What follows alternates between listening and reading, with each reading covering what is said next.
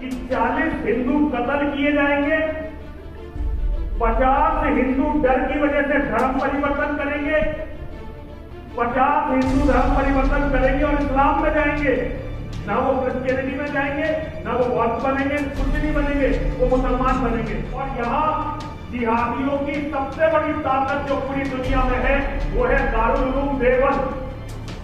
और मैं बड़े शर्म के साथ कहना चाहता हूँ कि हिंदुओं के ज्यादातर धर्माचार्य वहां मत्था टेकने जाते हैं। मैं नहीं जानता कि खालसा क्या करेंगे, मैं ये नहीं जानता कि ईसाई क्या करेंगे, मैं ये नहीं जानता कि बौद्ध क्या करेंगे, मैं ये नहीं जानता कि जैन क्या करेंगे, लेकिन मैं हिंदुओं की मानसिकता को बहुत अच्छी तरह जानता हूं।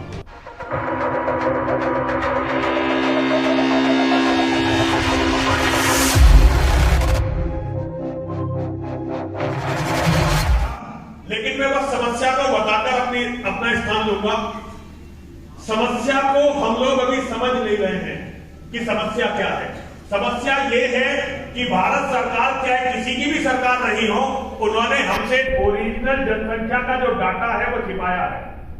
और केवल 2029 में भारत का प्रधानमंत्री मुसलमान बनने वाला है।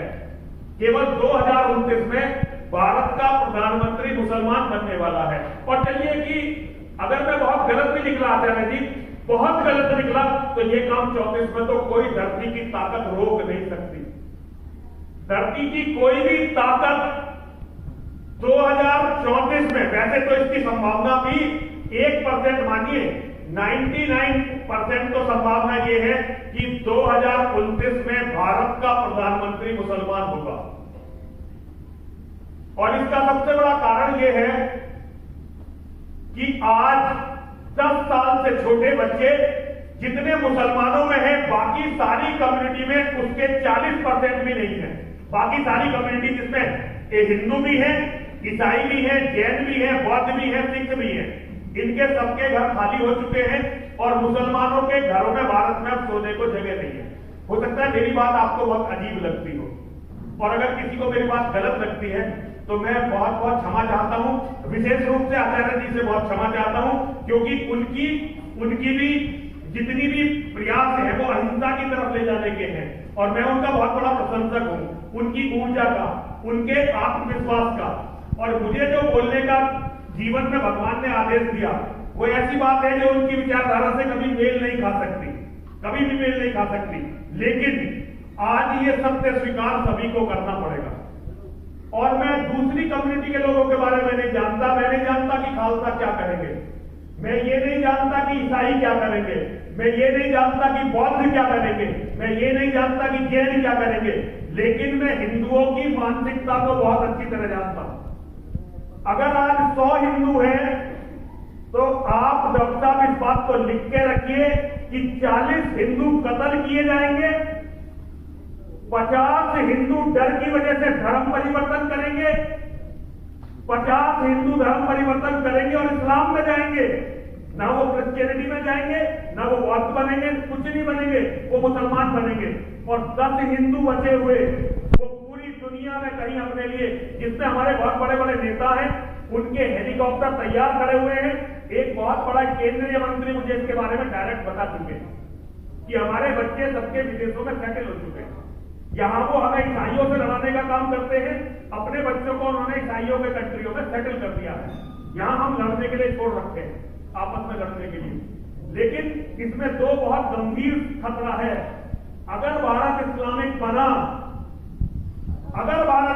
बना तो यूरोप के जिहादियों को वो ताकत मिलेगी कि यूरोप भी नहीं बचेगा, अमेरिका भी नहीं बचेगा। भारत का इस्लामीकरण, एक तो ये मत समझिए कि भारत अगर इस्लामिक हो गया तो आप सबको चैन से इसमें जीने का मौका मिलेगा, ये संभव नहीं है।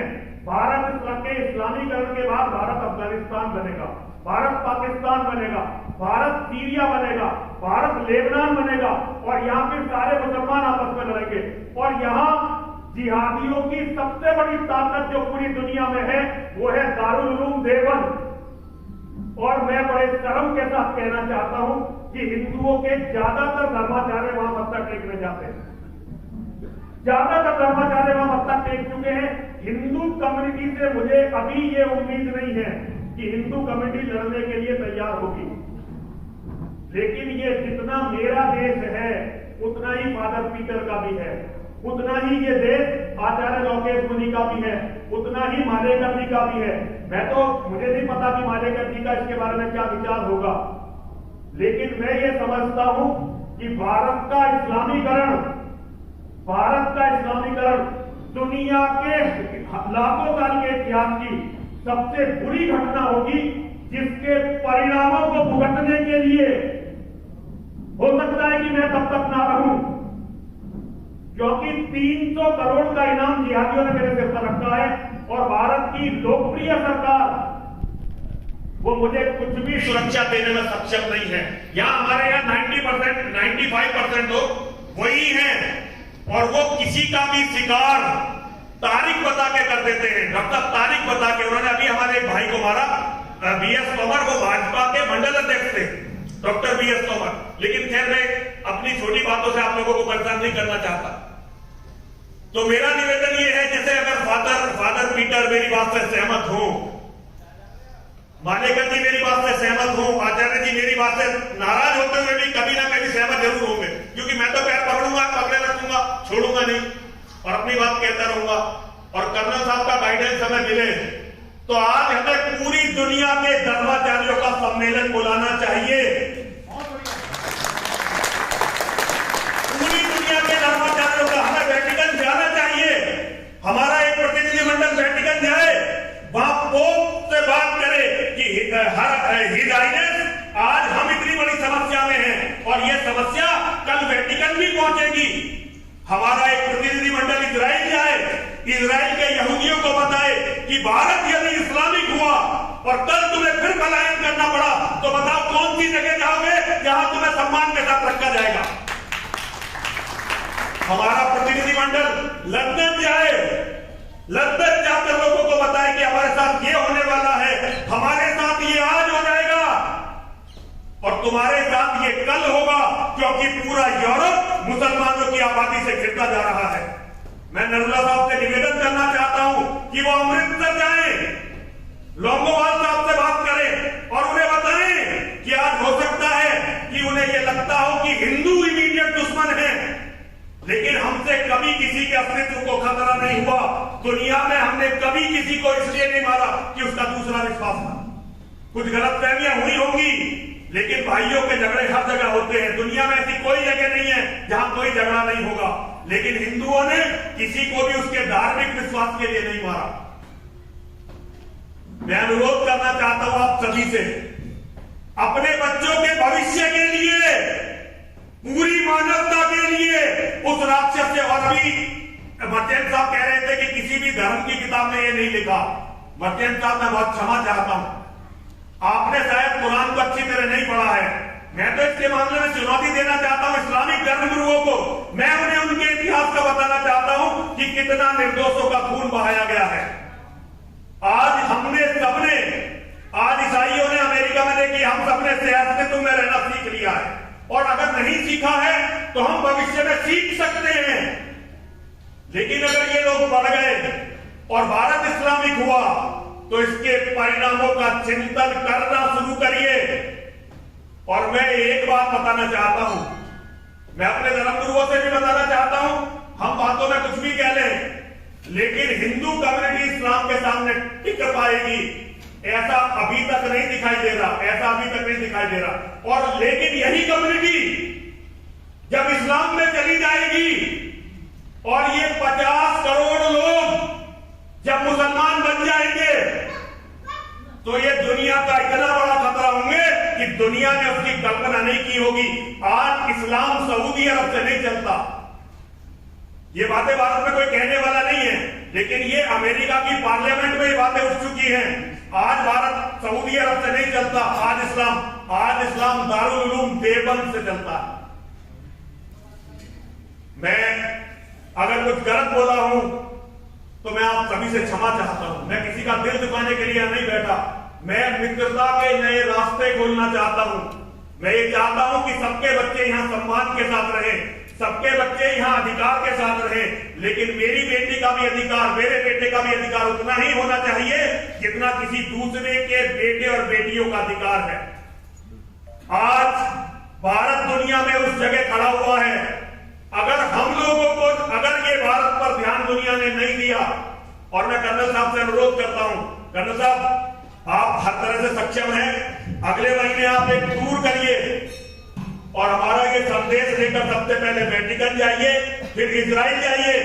जितने भी दुनिया के लीडर हैं आप उनसे बताइए कि भारत यदि इस्लामिक हुआ, सनातन विश्व संसद का भवन जब बनेगा, जब बनेगा, लेकिन हम इसका ट्रस्ट अगले महीने बना लेंगे।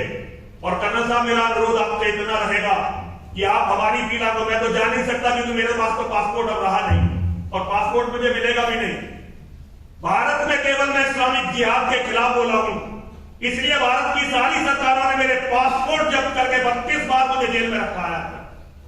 100 से ज्यादा रात मैंने हवालात में काटी है, केवल इसलिए ना तो मैंने कोई अपराध किया आज तक।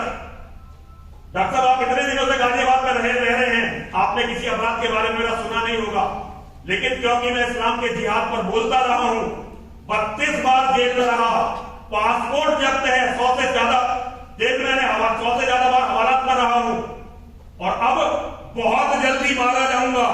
लेकिन मैं फादर पीटर से अनुरोध करता हूं कि मेरी बात को एक भाई की तरह, एक मित्र की तरह, मैं मालेकर जी से अनुरोध करता हूं, मर्त्यन साहब से अनुरोध करता हूं, जैन मुनि जी से अनुरोध करता हूं, आचार्य जी से, शंकराचार्य जी तो हमारे गुरु हैं, लेकिन मैं आप सबसे अनुरोध करता हूं, तो अगर मेरे जीते जी भी आप इन बातों की कदर ना कर सके कोई बात नहीं, मेरे लिए आप मत लड़िए, लेकिन अपने बच्चों के लिए लड़िए, बच्चों के भविष्य के लिए लड़िए और सबसे बढ़कर आजादी के लिए लड़िए। क्योंकि धर्मनिरपेक्ष भारत में, धर्मनिरपेक्ष यूरोप में, धर्मनिरपेक्ष अमेरिका में ही आपको अपने मत का प्रचार की आजादी है। जिस दिन यहां कुरान का शासन होगा, ना ईसाइयत का प्रचार होगा, ना बौद्ध धर्म का प्रचार होगा, ना जैन धर्म का प्रचार होगा, ना फिर यहाँ पर किसी वेद का प्रचार होगा, फिर केवल सिर्फ कटी हुई लाशें होंगी, टूटी हुई बिल्डिंगें होंगी और सारे भविष्य समाप्त हो चुके होंगे। मैंने ज्यादा समय लिया, मैं बहुत क्षमा प्रार्थी हूं, लेकिन ये बात कहनी बहुत जरूरी थी। हर हर महादेव।